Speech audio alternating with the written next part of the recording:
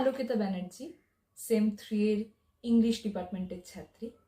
আজকে আপনাদের সামনে পরিবেশন করছি একটি কবিতা, সুভাষ মুখোপাধ্যায়ের লেখা জননী জন্মভূমি। আমি ভীষণ ভালোবাসতাম আমার মাকে, কখনো মুখ ফুটে বলিনি।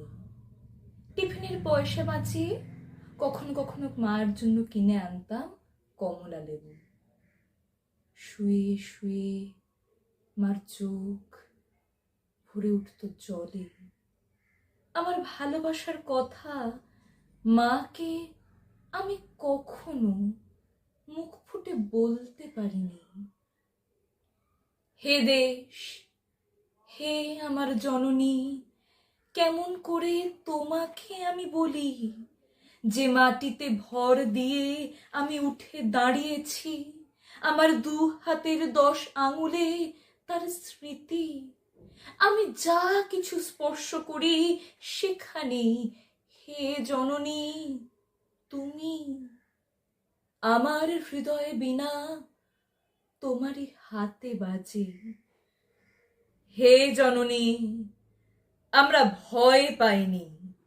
যারা তোমার মাটিতে নিষ্ঠুর থাবা বাড়িয়েছে, আমরা তাদের ঘাড় ধরে সীমান্ত পার করে দেব।